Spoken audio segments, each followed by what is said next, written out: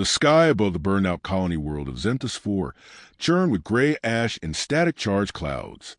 The remains of twisted metal structures jutted from the soil, like bones, evidence of the Federation's failed push against the Silkar Dominion.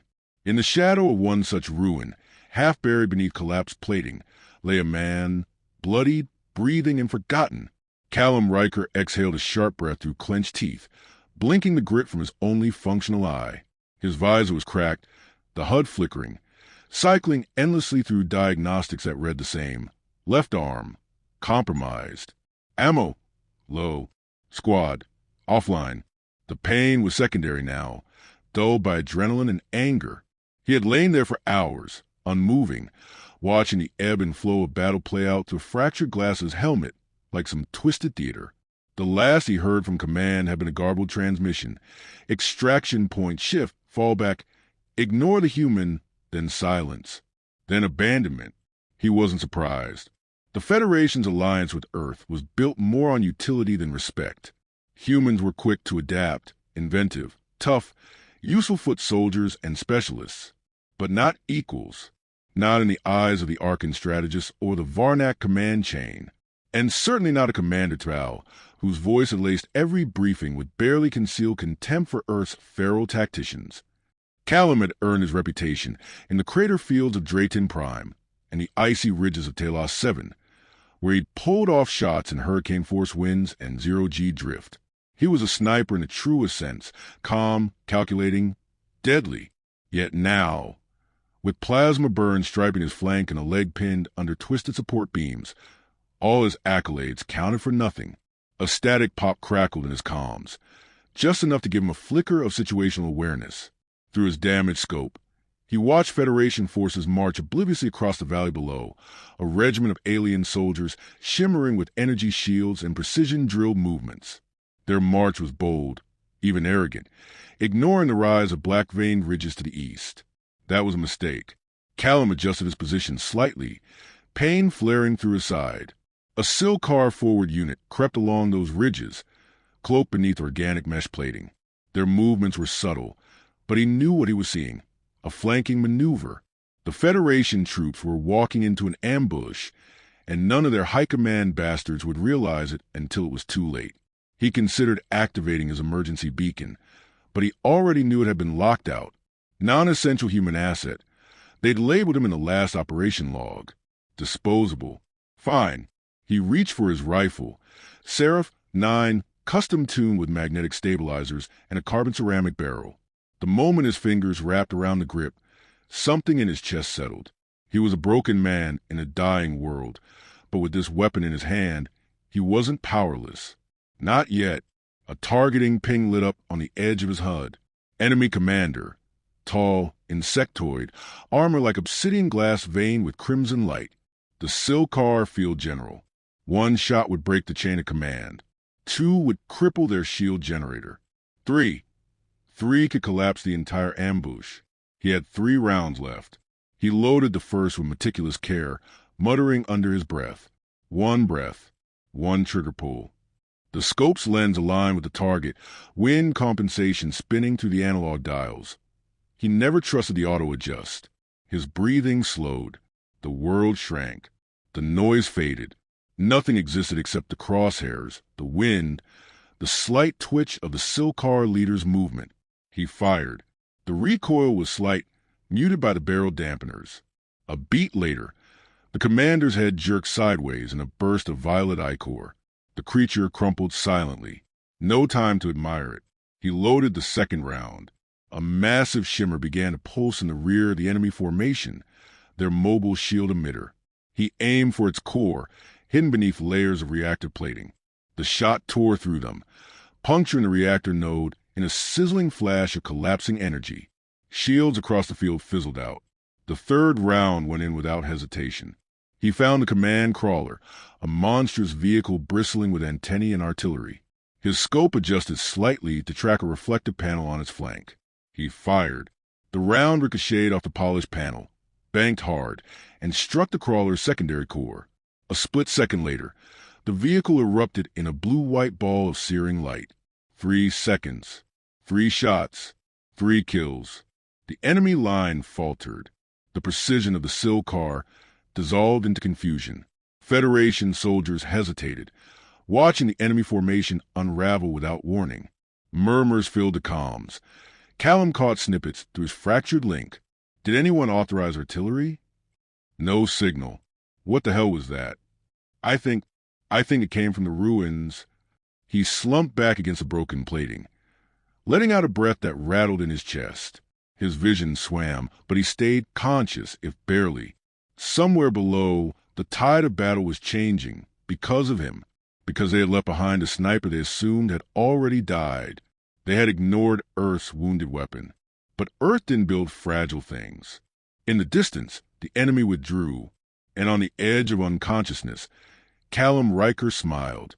The air was still, eerily so, as if the world itself were holding its breath after the fury of the last 3 seconds.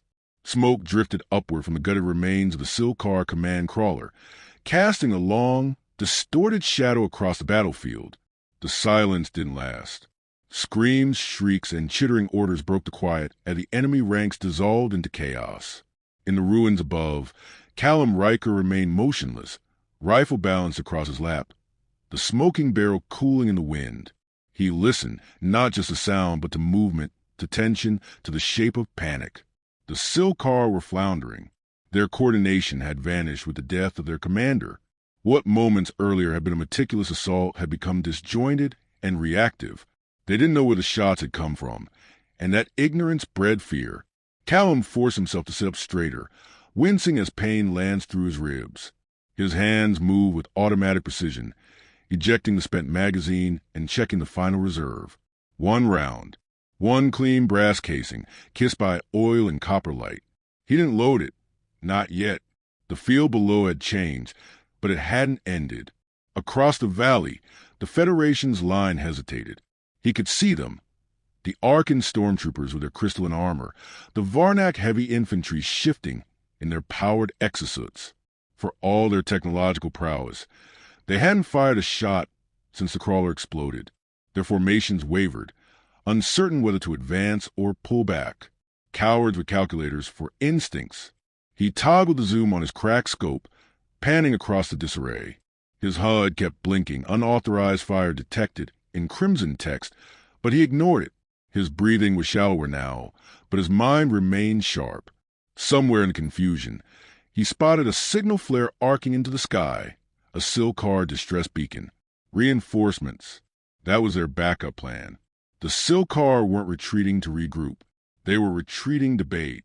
He could see it, as clear as if it had been painted on a map. The entire front had been a ruse.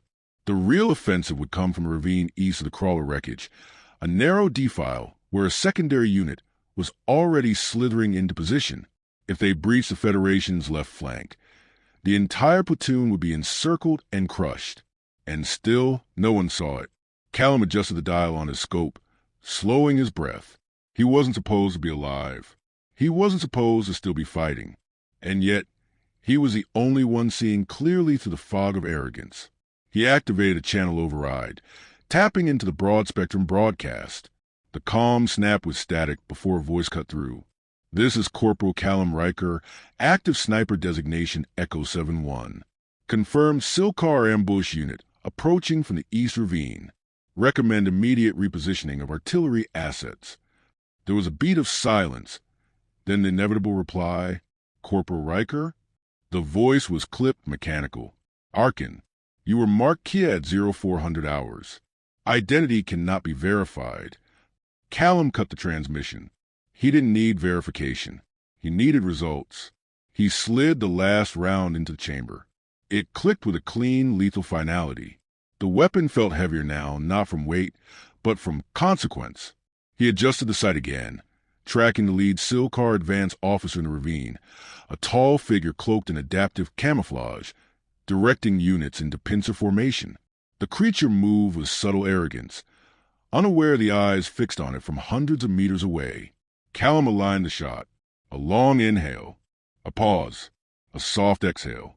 The rifle cracked, echoing like thunder through the ruins. The Silcar officer's torso exploded inward, and its body dropped like a puppet with strings severed. Panic followed instantly. Soldiers scattering. Orders shouted and contradicted. The formation splintered before it even had the chance to strike. Now, finally, the Federation command responded. Explosions rippled across the ravine as artillery batteries roared to life, targeting the coordinates Callum had so helpfully illuminated. The Federation forces began to advance, capitalizing on the disruption. Alien commanders barked orders, unsure who would trigger the turn of tide, but unwilling to let the opportunity pass. Callum slumped back, the rifle falling from his grip with a dull clatter. His arm was numb, his side soaked in half-dried blood. He was out of ammo, out of energy, and out of time.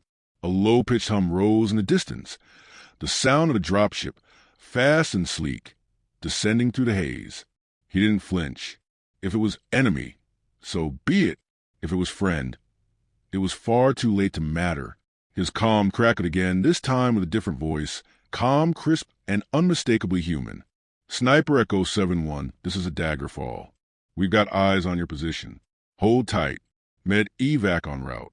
He didn't answer. He couldn't. But a grin touched the corner of his mouth, small and weary. As the battlefield stabilized below, whispers began to spread through the ranks. Soldiers murmured of a ghost on a hill, a lone rifleman who had turned to war with 3 shots and a dying will. None had seen him clearly, but the results were undeniable. A single human sniper, left for dead, and yet, somehow, still fighting. Still deadly. Still a reminder that Earth soldiers were not made of the same material as the rest. Callum Riker let his eyes close, the warmth of the setting sun bleeding through the cloud cover. He didn't know if he would wake up again, but the field was quiet now. His part, for the moment, was done, and somewhere beyond the smoke, the war was just beginning to change. The medical bay aboard the Daggerfall smelled of antiseptic and scorched metal. The ship's engines throbbed beneath the floor panels, a rhythmic pulse that seemed to echo in Callum Riker's skull. He drifted between lucidity and darkness, tethered to consciousness by the quiet hum of machines and the occasional voice murmuring medical data in tones too calm to trust. When he finally surfaced, it was like breaking through ice. Light stabbed at his eyes. His ribs screamed with every breath. A field bandage, tight and clinical, wrapped his torso, and a dozen sensinodes crawled across his skin. One of the nurses noticed the flicker of movement and leaned closer, speaking softly. "Easy, Corporal. You're safe." Safe. The word didn't register at first. Safety was a foreign concept, a luxury. It had no meaning for someone whose existence had been classified as a rounding error. He didn't respond. He scanned the room instead, instinct sharper than his muscles.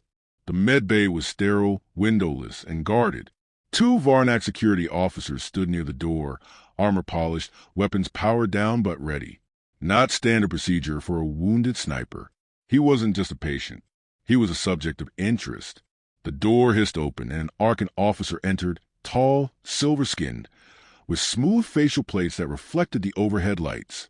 Commander Trow. His presence chilled the air like logic made flesh. He walked with precision, hands clasped behind his back, his gaze unreadable. "You survived," Trow said, his tone flat, as if the outcome were an inconvenience. Callum's voice was hoarse, rough from disuse. I noticed the retrieval was reluctant. Trow regarded him in silence for a long moment before speaking again. "Your actions on Zenthas 4 disrupted an organized Silkar offensive and resulted in the preservation of 2 full regiments of Federation troops.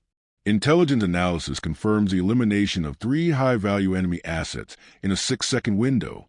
This has force reassessment. Of what? My kill count. Of human battlefield utility."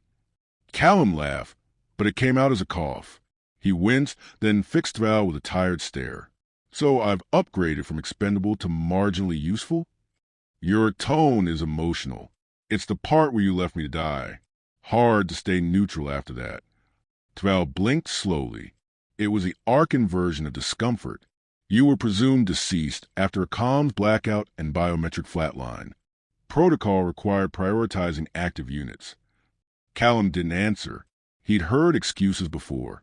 Tactful ones, cowardly ones, bureaucratic ones. This was just another flavor. Another silence fell. broken only when Tval stepped forward and placed a data slate on the table. The Federation High Council has initiated a formal inquiry into the event. Your testimony will be requested. Until then, you are to remain on board the Daggerfall for recovery and debriefing. Callum glanced at the slate, but didn't reach for it. And if I decline? Tval tilted his head. Puzzled, you performed a feat that has begun to circulate among command as statistically improbable. You are now a variable. Refusing cooperation would be unwise. The door hissed again as the commander left without waiting for a response. Callum stared at the ceiling. A variable. That was what he was now. Not a man, not a soldier, just an anomaly the system couldn't explain. Later, a human officer visited.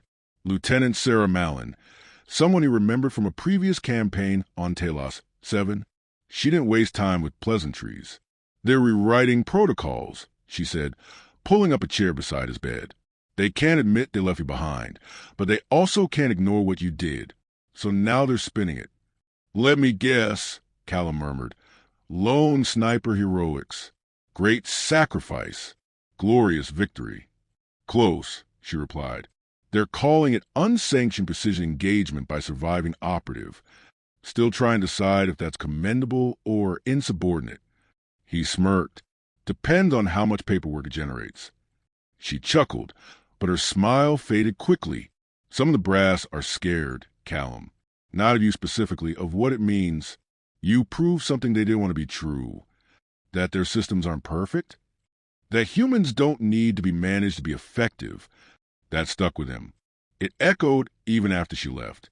Sleep came in brief, jagged stretches. In those moments of half-awareness, he saw flashes. Enemy faces exploding through scopes. The hot snap of recoil. The silence that followed each kill. He dreamed of Earth, too.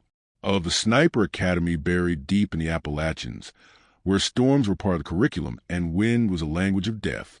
He remembered crawling through mud with a broken arm, lining up a shot that no AI predicted would succeed. They had called it instinct. He had called it necessity. The Federation called it lucky. He was beginning to realize it was neither. A week passed. The medbay grew colder as his strength returned. Officers came and went, most asking questions they already knew the answers to. He offered minimal replies. There was nothing to say that a report couldn't cover better. Then one morning, just before dawn cycle, a report came in from front. A Silcar counteroffensive on the other side of the sector. Heavy casualties, tactical breakdowns, enemy adapting, and a single phrase buried in the after-action logs, sniper-class assets recommended for future deployments. It was a small shift, but Callum saw what it meant. They were watching now. The Federation, the Silcar, the galaxy itself. And for the first time in years, Earth wasn't an afterthought. He sat up slowly, staring at his reflection in the dark glass of the medbay wall. The face was gaunt, pale, marked with fading bruises and healing cuts. But the eyes, those remained sharp. This wasn't the end. It was only the first shot. The war had changed. Not visibly, not with fanfare or planetary declarations, but in the rhythm of command decisions, in the tone of the reports circulating through fleet channels, in the wary glances officers exchanged when the name Callum Riker appeared on deployment rosters.